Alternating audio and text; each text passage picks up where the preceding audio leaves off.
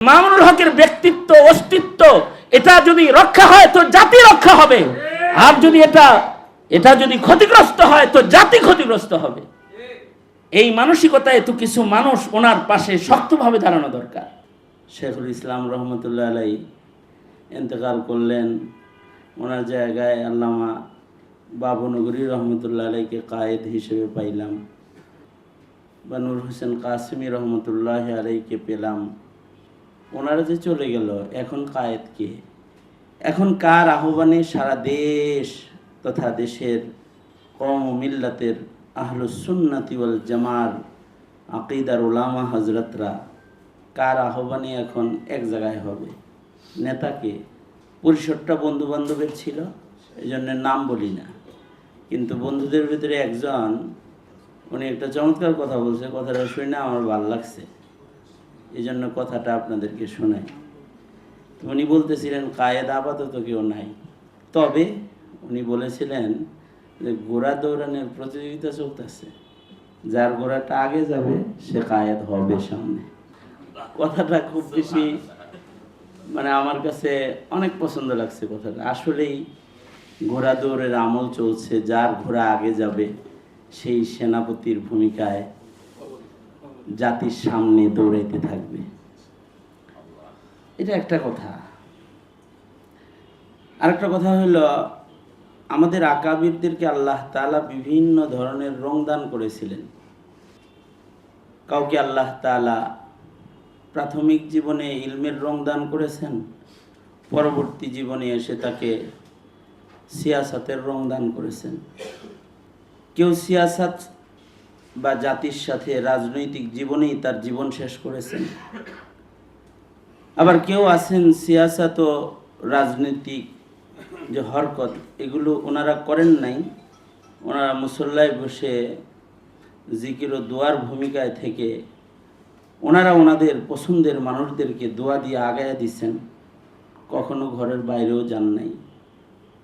যেমন উদাহরণস্বরূপ ব্রাহ্মণবাড়িয়ার বড় হুজুর রহমতুল্লাহ আলাইহি, ওনার জীবনের শেষ ভাগে এত বড় একজন মানুষ, এত বয়োজ্যেষ্ঠ একজন আলেমে দ্বীন, উস্তাজুল মাশায়েখিন একজন আলেমে দ্বীন, কিন্তু উনি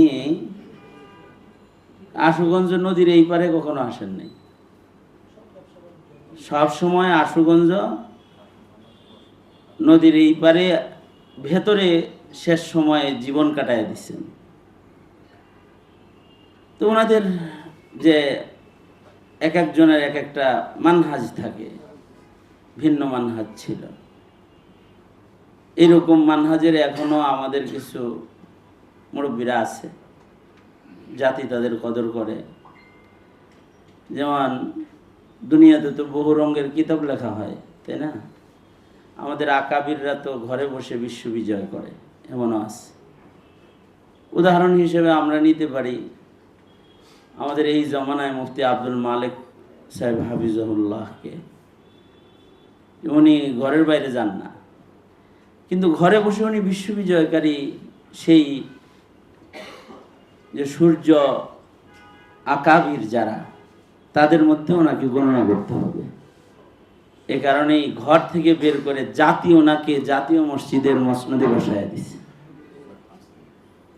ওনার এই ভাবনা, ওনার এই চেতনাকে, এটাকে ছোট করে দেখার বা এটার কোনো দিক খাটো করে বর্ণনা করার কোনো কিছু নাই। আল্লাহ তাআলা এক একজনকে এক এক ধরনের রং দান করেন। কিন্তু আমি আর আমাদের বন্ধুদের মজলিসে বলেছি আলোচনার ভেতরে, একজন মানুষ এখনো তো জেলখানায় আছে। তখন আল্লামা মামুনুল হক সাহেব হাফিজাহুল্লাহ জেলখানায় ছিলেন, ভেতরেই ছিলেন।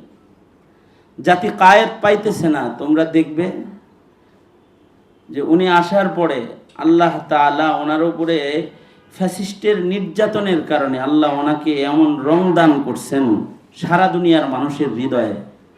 মামুনুল হক সাহেব শুধু আলেমদের নেতা না, রিকশাওয়ালাদেরও নেতা।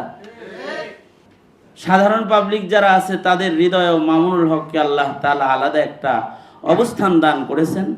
আমি মনে করি আমাদের আকাবিরদেরকে কাউকে এসে এই অবস্থানটা, নবীজির এই সিফাতটা, নুসিরতু বির রুব, আল্লাহর রসুল সাল্লাল্লাহু আলাইহি ওয়াসাল্লামের বড় একটা কামাল হইল আল্লাহর রসুলকে আল্লাহ তাআলা রবের দ্বারায় নুসরত করেছেন।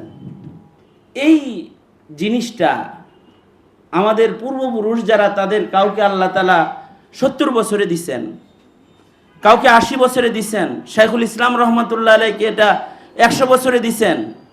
যখন ওনার বয়স 100 বছর, তখন ওনাকে হাসিনা মসনদে বসে বসে ভয় পাইতো, কাঁপতো।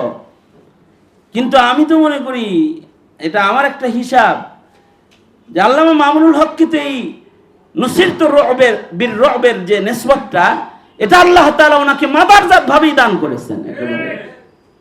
উনি যখন সেই ওনার রাজনৈতিক বা ময়দানি জীবনের প্রথম যখন উনি শাপলা চত্বরে দাঁড়িয়ে কথা বলেছেন, তখনকার বক্তব্য থেকে শুরু করে আজকে পর্যন্ত বাংলাদেশের বাতিলরা ওনার বক্তব্যে ভীত। এই যে নেতৃত্ব দেওয়ার জন্য এবং বাতিলের মোকাবেলা করার জন্য যে একটা বড় নিয়ামত, যেটা আল্লামা মামুনুল হককে আল্লাহ তাআলা দান করেছেন, এইটার কদর এই আমরা যারা আছি আমাদের করতে হবে। আল্লামা মামুনুল হক সাহেবের সিয়াসি জীবন, রাজনৈতিক জীবন, শেখুল হাদিস রহমতুল্লাহ আলাইহি প্রতিষ্ঠিত বাংলাদেশ খেলাফত মজলিসের যে রাজনৈতিক জীবনটা ওনার আছে, একটা দলের আমির হওয়ার পরে তার যে ব্যস্ততা, তার যে মাকাম এবং তার যে কর্মগুলো সামনে আসে, এগুলো সামাল দিতে গিয়ে উনি অনেকের সাথে হাসি মুখে কথা বলতে পারেন না। তা আমি বলবো যে মামুনুল হক সাহেব হুজুর যে এই যে আহ্বান যেটা আজকে করেছেন, এটার মাধ্যমে গোটা দেশের আলেম সমাজকে মামুনুল হক সাহেবের কাছাকাছি যাওয়ার ব্যাপক বিস্তৃত পথ খুলে গেছে। একটা যে কেউ যদি খেলাফত মজলিসের দলীয় রাজনীতি নাও করে, কিন্তু মামুনুল হক সাহেবের কিয়াদতকে যে মূল্যায়ন করে, মামুনুল হক সাহেবের গ্রহণযোগ্যতাকে যে মূল্যায়ন করে, তার মামুনুল হক সাহেবের সাথে কথা বলার জন্য একটা রাস্তা খুলে গেল। যদি এই উলামা কাউন্সিলের বৈঠক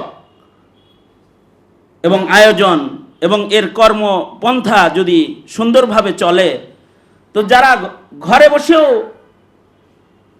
যারা মামুনুল হককে মোহাব্বত করেন, ব্যক্তিত্ব যারা আছে, তাদের সাথে আমি মনে করি যে সিয়াসি কৌশল ব্যতিরিকে দাওয়াতি এবং সুপরামর্শের কৌশল হিসেবে মামুনুল হককে তার সঠিক গন্তব্যে পৌঁছে দেওয়ার জন্য এটা বড় ধরনের একটা সহযোগিতা করবে ইনশাআল্লাহ। এবং এটা মামুনুল হক সাহেবের নিজেরও কামনা। উনি বলতেছিলেন, দেখেন আমার কাছে তো আলেমরা আসতে পারে না, তাদেরকে আমার কাছে আসার রাস্তাটা আপনারা করে দেন ওলামা কাউন্সিল করে। আমার ভুল হলে আমাকে ধরায় দেয়, আমাকে পরামর্শ দেওয়ার আমাকে পরামর্শ দেয়। আমার রাজনৈতিক দল করে না, কিন্তু আমাকে ভালোবাসে, তার ভালোবাসার থেকে আমাকে দুটি কথা বলে দেয়, বলার একটা রাস্তা খুলে দেন আপনারা। তো এই যে একটা মহান উদ্যোগ, শুধু ছোটখাটো উদ্যোগ না, জাতির এই সংকটের সময়ে মামুনুল হকের পাশে দাঁড়ানোর জন্য এক ঝাঁক মানুষ দরকার। নবী আলাইহিস সালাতু ওয়াস সালামের পাশে ১৬ লক্ষ সাহাবায়ে কেরাম দাঁড়িয়েছিলেন। আমাদের সবচেয়ে বড় কথা হলো আমরা দূর থেকে মহব্বত করি, কিন্তু যাকে সামনে আগায় দিতে চাই তার কষ্ট লাঘব হওয়ার মতো কোনো কৌশল আমরা অবলম্বন করি না। আমি উপমা হিসেবে একটা কথা বলি, মাঝে মধ্যে বলি, আজকেও বলি। সেটা হলো আল্লাহর রসুল সাল্লাল্লাহু আলাইহি ওয়াসাল্লাম যখন হিজরত করে মদিনায় প্রবেশ করলেন, মদিনায় যখন আল্লাহর নবী ঢুকলেন, চাষতের সময় ছিল, রৌদ্রের তাপ চলতেছিল, আর গোটা মদিনাবাসী তলা আল বাদরু আলাইনা, আমাদের কাছে তো পূর্ণিমার চাঁদ এসেছে, আর রাহমাতুল্লিল আলামিন নবীর হাতের সাথে হাত লাগাবে, এর জন্য কার না দিল মনে চায়। নবীজির সাথে মুসাফা করার জন্য সব মানুষ যখন লাইন ধরে আসতেছিল, হযরত সিদ্দিক আকবর দেখতেছিলেন যে সাইয়্যিদুল মুরসালিন নবীর খাতমে নবুয়তের যে আফকারগুলো আছে, এগুলোর ভারে উনি এমনিতেই যে দুর্বল অবস্থায় আছেন, এই সময়ে যদি সাধারণ জনতা ওনাকে মুসাফা করে কষ্ট দিতে থাকে, তাহলে নবী আলাইহিস সালাতু ওয়াস সালামের কষ্ট হয়ে যাবে। হযরত আবু বকর তিনি নবী আলাইহিস সালামকে পিছনে রেখে নিজে আগায়া তাদের সাথে মুসাফা করা শুরু করলেন। কেবল রাসূল মদিনায় ঢুকেছেন, কেউ টের করতে পারে নাই কোনটা মুহাম্মদ আর কোনটা আবু বকর। সবাই আবু বকরের সাথে মুসাফা করতেছে, মুহাম্মদুর রাসূলুল্লাহ মনে করি মুসাফা করতেছে। আবু বকরের দিলের চাহিদা হলো কষ্টটা আমার উপর দিয়ে হয়ে যাক, সরওয়ারে দু আলম নবী একটু সেভ হয়ে যাক। ওনার যেমন আমাদেরকে কদর করতে হবে, কদর করার জন্যই আমাদেরকে ডেকেছেন, আমাদেরকেও এই কদর করতে হবে